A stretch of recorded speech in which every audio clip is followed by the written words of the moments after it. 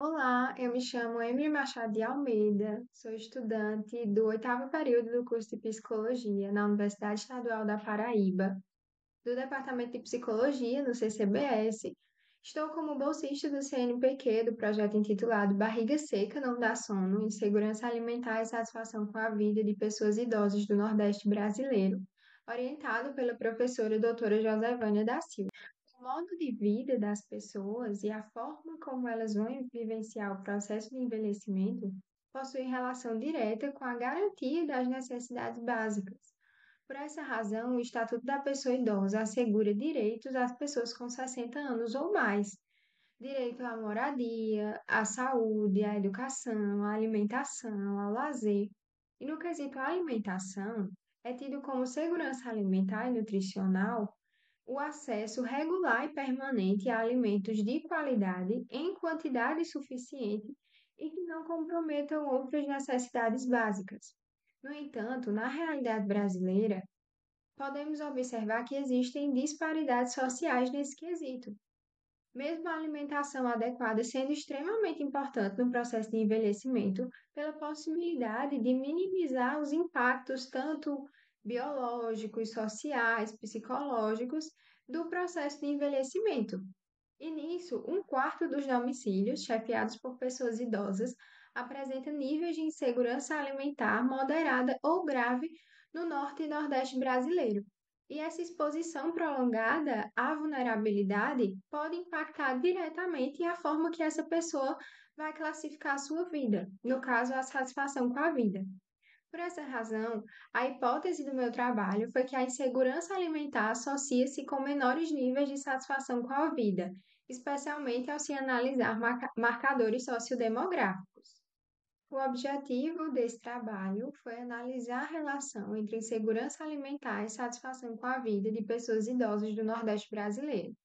Os específicos foram identificar a prevalência de insegurança alimentar das pessoas idosas participantes, averiguar os níveis de satisfação com a vida de pessoas idosas do Nordeste brasileiro, analisar a relação entre insegurança alimentar, satisfação com a vida e variáveis correlatas na amostra investigada, como raça, gênero, renda, escolaridade. Como metodologia, tratou-se de um estudo transversal de natureza exploratória e descritiva, com abordagem quantitativa. Participaram 493 pessoas idosas, residentes nos estados da Paraíba, Piauí e Bahia, com idades variando entre 60 e 94 anos, com predominância do sexo feminino. Os critérios de inclusão foram ter idade igual ou superior a 60 anos e residir nos estados abrangidos pela pesquisa.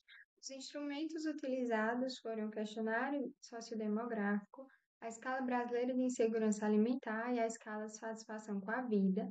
A coleta ocorreu de forma presencial e em locais públicos, como ruas, praças, e a aplicação dos instrumentos ocorreu de forma individual, sendo comunicado ao participante que era uma entrevista voluntária e que poderia haver desistência em qualquer momento da pesquisa. Os dados foram processados através do software JASPES e analisados através de estatísticas descritivas bivariada e multivariada. E o estudo foi submetido e aprovado pelo Comitê de Ética.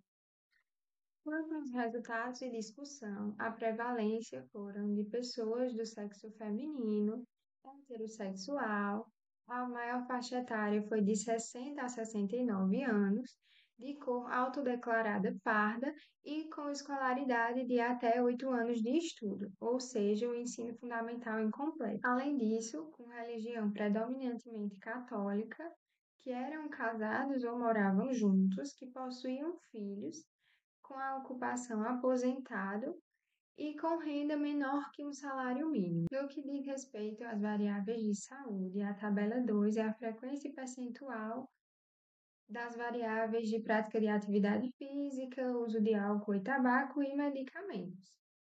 No caso, a predominância foram pessoas que praticavam atividades físicas regularmente ou não, que não usavam tabaco nem álcool e que não usavam nem medicações para a saúde mental nem para dormir. No entanto, é válido considerar que um número muito elevado também apresentaram o uso de medicações e a não prática de atividade física, o que pode indicar barreiras ao acesso que reforçam desigualdades. E, além disso, os baixos níveis, que foram os prevalentes, de escolaridade e renda, também podem dificultar o acesso ao cuidado não farmacológico, o que tende a favorecer uma medicalização de um sofrimento que tem origem nas condições de vida.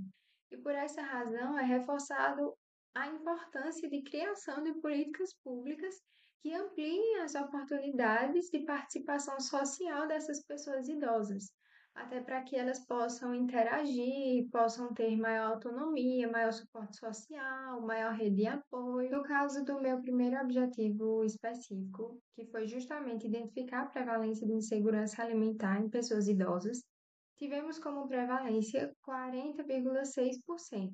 A tabela 3 apresenta justamente a associação entre insegurança alimentar e variáveis sociodemográficas e de saúde. No que diz respeito à insegurança alimentar e renda, foi a que mais se associou estatisticamente. No caso, pessoas que recebem até um salário mínimo têm aproximadamente 4,7 mais chance de apresentar insegurança alimentar. Quem possui até 8 anos de estudo apresenta quase 3 vezes maior chance de apresentar insegurança alimentar quando comparado a pessoas que têm mais anos de escolaridade. No caso de insegurança alimentar em medicações, quem utiliza medicação para dormir, comparado a quem não utiliza, tem 1,7 maior chance de apresentar insegurança alimentar, e quem utiliza medicação para saúde mental tem aproximadamente 2 vezes mais chance de apresentar também insegurança alimentar.